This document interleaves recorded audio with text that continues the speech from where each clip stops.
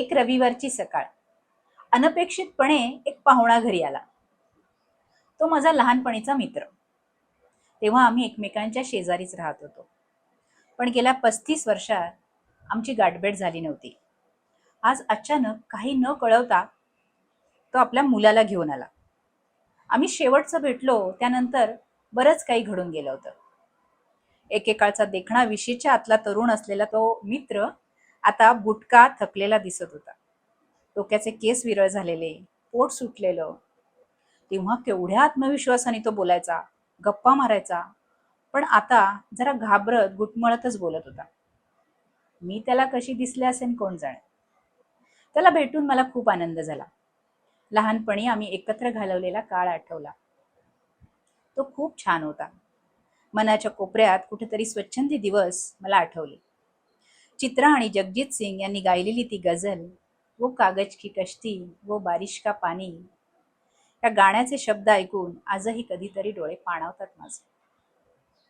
माझ्या मित्रानं आपल्या मुलाशी माझी ओळख करून दिली. तो मुलगा 22 वर्षांचा होता. BE electrical engineer. पण तो अगदी बेफिकीर दिसत होता. त्याच्या चेहऱ्यावरून त्याला आमच्या बोलण्यात काही खास रस असेल असंही वाटत नव्हतं. सध्या काय करतोस तू, असं मी त्या तरुण मुलाला विचारलं. तो एकदम खुलला. मला एखादी सॉफ्टवेअर कंपनी जॉईन करून नंतर अमेरिकेला जायचंय. तिथे मला 5 वर्ष राहून नंतर परत येऊन माझी स्वतःची कंपनी काढायची आणि खूप मोठं व्हायचंय. मी ऐकलंय केवळ 10,000 रुपयांमध्ये सुद्धा माणूस एखादं मोठं साम्राज्य उभं करू शकतो. खरं आहे ना आंटी?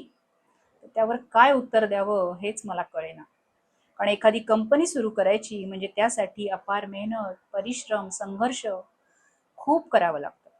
पुन्हा यश मिळेलच याची खात्री नाही. आता कुठे काम करतोस?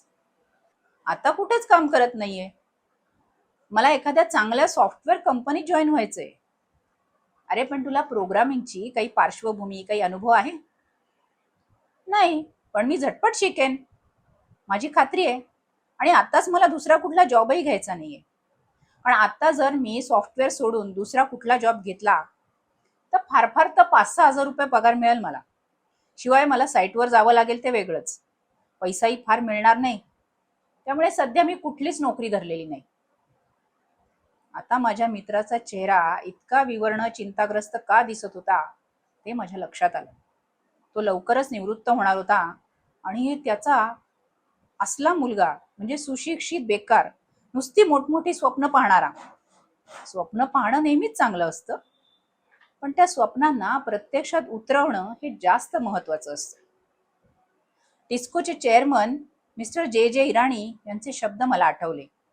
कृती विना नुसत्या कल्पना म्हणजे तर केवळ स्वप्नच, आणि कल्पनेविना नुसती केलेली कृती म्हणजे केवळ वेळ घालवणं.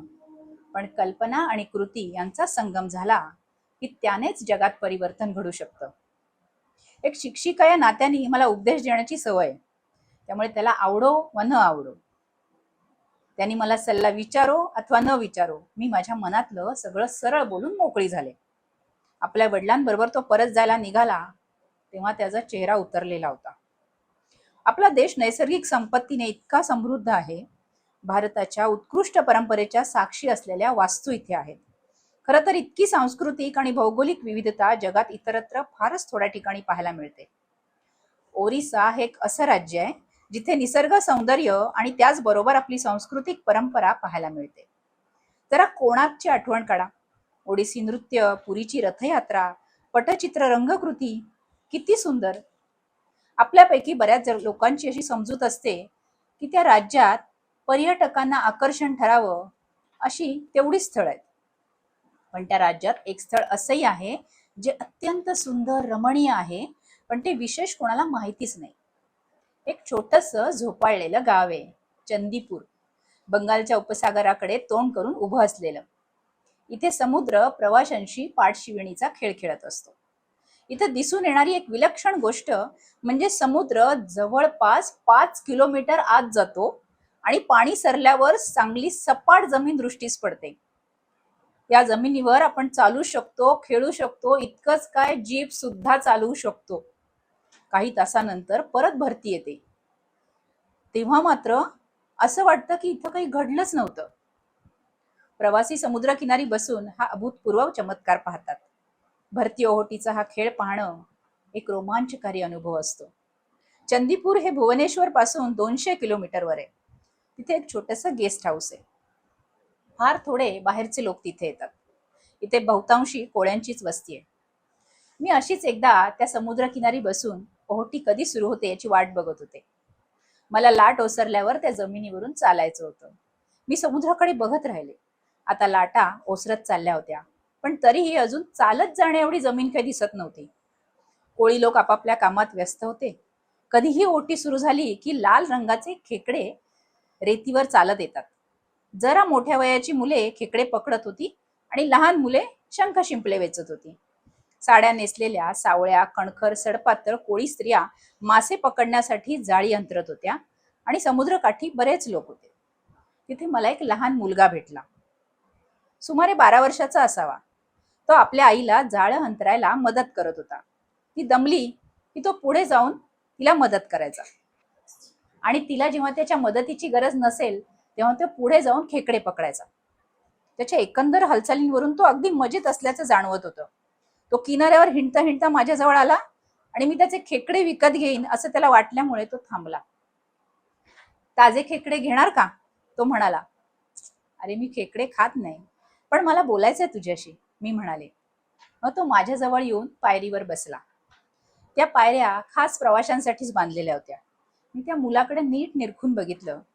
अगदी किडकिडीत आणि सावळा होता, पण त्याचे डोळे मात्र हिऱ्यांसारखे चमकदार होते. त्याचा तो उत्साह अगदी वाखाणण्याजोगा होता.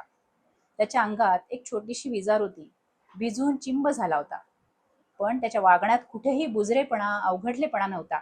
एखाद्या ताज्या टवटवीत फुलांसारखं सहज स्वाभाविक असं व्यक्तिमत्व होतं त्याचं. त्याचं ते हसू सुद्धा देखणं होतं. मी त्याला त्याच्या कुटुंबियांविषयी विचारलं. त्याच्याकडूनच मला समजलं त्याचे वडील रिक्षा चालवायचे. त्यातून रोजचे 50 रुपये त्यांना मिळत. त्याची आई मासे खेकडे इत्यादी पकडून कुटुंबाला हातभार लावायची. तो शाळेत जायचा आणि वर्गात नेहमी पहिला असायचा. घरी त्याची एक लहान बहीण होती. याला रोजचे किती पैसे मिळत असतील बरं? मला उत्सुकता वाटली. शिवाय त्याचा रोजचा दिनक्रम काय असेल हेही मला जाणून घ्यावंसं वाटलं. तो म्हणाला, सकाळी जेव्हा समुद्राला ओहोटी असते तेव्हा मी खेकडे पकडतो, आईला मदत करतो आणि मग घरी जातो. आंघोळ करतो, स्वयंपाकात थोडं काम करतो, तेवढीच आईला मदत. तेवढंच तिचं काम कमी होतं. मग मी शाळेत जातो, संध्याकाळी घरचा अभ्यास. मग रात्री परत ओहोटी सुरू झाली की खेकडे पकडायला जातो. देवाची आमच्या या भागावर चांगली मेहरबानी आहे. मी तर संपूर्ण देशात फक्त आमच्याच जमिनीवरून समुद्र पूर्णपणे आत जातो, तेही दिवसातून 2 वेळा. त्यामुळे फार श्रम न करता आम्हाला खेकडे पकडता येतात. त्याला बहुधा दिवसाकाठी 5 नाही तर 10 रुपये मिळत असतील. हे इतकं मेहनतीचं काम करून त्याला इतके कमी पैसे मिळत असणार या कल्पनेनेच मला खूप वाईट वाटलं. मी त्याला विचारलं, अरे केवळ 5 नाही तर 10 रुपये, त्यांनी काय होणार आहे? आणि ते मिळवण्यासाठी तू पहाटे 5ला उठतोस आणि रात्री 11ला झोपतोस. माझा प्रश्न ऐकून त्याचा उत्साह मुळीच कमी झाला नाही. तो हसून म्हणाला, मॅडम, काहीच न मिळवण्यापेक्षा 5 रुपये मिळवणं म्हणजे खूप जास्त नाही का? 5 रुपये में भी बहुत कुछ होता है. आपण मीठ आणू शकतो, मिरच्या आणू शकतो, पण जर आपण काही न करता बसलो तर तेही आणता नाही येणार. इथे 100 आणि 1000 रुपये कोण देणार आम्हाला? प्रत्येक थेंबापासून समुद्र बनतो, एकेका धान्याच्या दाण्यातूनच कोठार बनते. त्याचं उत्तर ऐकून मी थक्क झाले. एका गरीब कोळ्याचा मुलगा. त्यानंच मला या सुप्रसिद्ध उक्तीची आठवण करून दिली. अंधाराला दूषण देण्यापेक्षा एक तरी मेणबत्ती पेटवणं केव्हाही चांगलं. त्यानंतर मला माझ्या या मित्राच्या मुलाची आठवण आली. उत्तम सॉफ्टवेअर कंपनीत चांगला भरभक्कम जॉब मिळण्याची वाट बघत तो आपला सगळा वेळ वाया घालवत बसला होता. श्रोते हो, ही कथा होती सुधा मूर्ती लिखित वाईज अँड अदरवाईज या पुस्तकातली. हे पुस्तक तुम्ही वाचलंय का? हे खरं तर सुधा मूर्तींना आलेल्या स्वानुभवातून लिहिलेलं पुस्तक आहे. खूप सुंदर सुंदर कथा आहेत यात.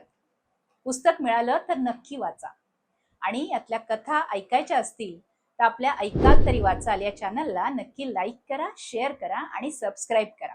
पुन्हा लवकरच भेटूया. तोपर्यंत ऐकत रहा.